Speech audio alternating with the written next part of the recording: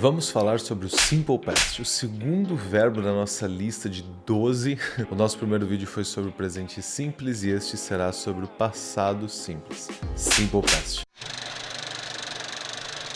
A primeira coisa que você precisa saber sobre o passado simples é a sua estrutura. E ela é relativamente simples. Você só precisa do sujeito e do verbo no passado.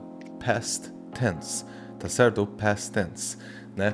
Às vezes na pronúncia você pode colocar o T do past com o T do tense, formando um T só, né? Past tense. A gente vai ter o sujeito, que pode ser I, you, he, she, it, we ou mesmo they. E este sujeito será acompanhado pelo verbo no passado. Agora, esse verbo no passado, ele se divide entre regular e irregular. A gente tem cerca de 200 verbos irregulares na língua inglesa. E o resto é tudo regular. O que isso significa? Os verbos regulares, eles terminam com ed. E os verbos irregulares, não. Parece simples, mas envolve muita decoreba e não é tão fácil assim, apesar de ser simples. Eu vou dar alguns exemplos para vocês. Então, os verbos regulares que acabam com ed, eles têm flexões diferentes. O que isso quer dizer? Quando você tem um verbo que termina com consoante y, por exemplo, study, você vai tirar o y e vai colocar ied, beleza? Então, termina com consoante y e o verbo é regular, você troca o y por ied e não simplesmente o ed, mas ele ainda assim acaba com ed. Quando o verbo termina com vogal e y, como por exemplo o verbo stay, você vai manter o y, diferente do study, por exemplo, você mantém o y porque agora é vogal e y, você simplesmente coloca ed, então fica stayed.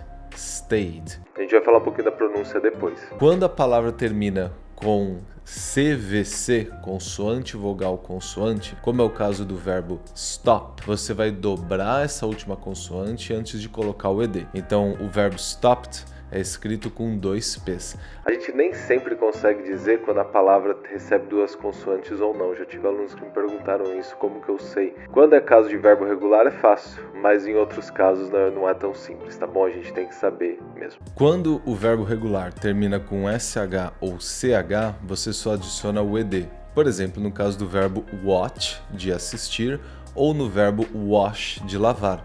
Você só adiciona o ed, fica watched ou washed. Beleza? Quando o verbo regular termina com e, como por exemplo o verbo love, você simplesmente adiciona o d. Só isso. I loved that. I loved them. I loved them. Beleza? E quanto aos verbos irregulares? Ora, esses são um pouco mais complicados. Por quê?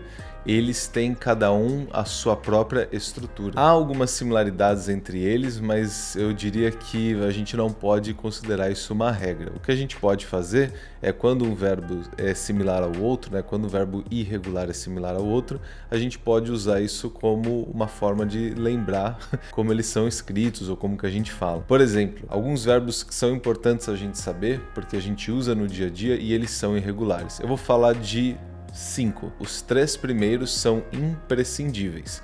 Os outros 2 até que dá pra gente esquecer de vez em quando. Mas lembre-se, tem 200. E geralmente nas minhas aulas eu passo uma listinha de entre 20 e 40 verbos irregulares que as pessoas precisam saber. O primeiro verbo irregular que você tem a obrigação de saber é o verbo to be. O verbo to be é aquele que você estudou super bem na escola e dominou completamente, não tem dúvida. O verbo to be no presente é I am, he, she, it, is, you, we, they, are. Beleza? No passado, I, he, she, it, was.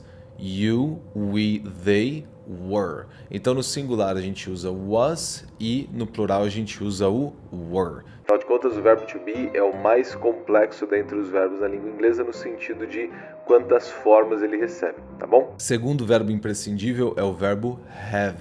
Ele vira had, H-A-D. Então, I had a bicycle. Até roubarem, né? Roubaram minha bike. Bem legal. Terceiro verbo que você precisa saber é o verbo get. Beleza? O verbo get vira got. Então, I got something to say. I got a new idea. Como vocês já devem saber, o verbo get é bem versátil e se você não sabe, vale a pena estudar mais o verbo get. Vale a pena entender também o verbo have e o verbo to be. Para quem está começando, esses 3 verbos seriam um excelente ponto de partida. E para você que já fala, talvez já seja fluente, né, ou pelo menos intermediário, é interessante que você confirme que sabe tudo sobre esses verbos, porque eles são muito importantes. Agora a gente vai ver como a gente constrói frases com eles. Na criação de frases a gente tem 3 diferentes. A primeira é uma frase que vai indicar uma afirmação, outra uma frase negativa e outra que vai fazer uma pergunta. Então vamos vê-las em sequência. Primeiro com a afirmativa. I studied yesterday. O tempo verbal passado simples, ele funciona muito bem, inclusive perfeitamente com esses advérbios de tempo do passado, claro. Então quando eu falo ontem, semana passada, yesterday, last week, eu estou falando de advérbios de tempo que combinam perfeitamente com o passado simples. I did my homework yesterday. I studied yesterday. Quando a frase é negativa, I didn't study yesterday. I didn't do my homework. Se vocês se lembram, no presente simples o do é um verbo auxiliar que aparece o tempo todo. E no passado simples é o passado do do que aparece, tá? E o quarto verbo mais importante para a gente saber no passado simples. O verbo do, ele se transforma em did. E ele vai servir como auxiliar e lembre-se, quando você conjuga o verbo auxiliar, você não conjuga o verbo principal. Então, I didn't study. E a mesma coisa vale para a pergunta. Did you study? Did you study? Did you do your homework? Did you do your homework, cara? Você fez a sua tarefa de casa? Did you do your homework? Did you study? Então eu começo a frase com o verbo, coloco o sujeito e coloco o verbo principal no seu infinitivo, na sua forma original. Como que eu respondo a esta questão? Yes, I did. Yes, I did do my homework. Yes, I did my homework. Se eu falo I did do my homework, eu estou enfatizando. É um pouco mais informal.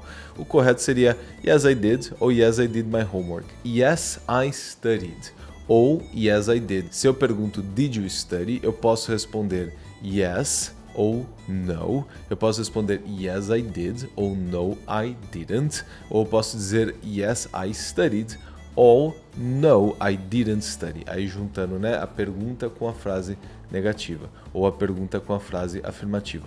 Beleza?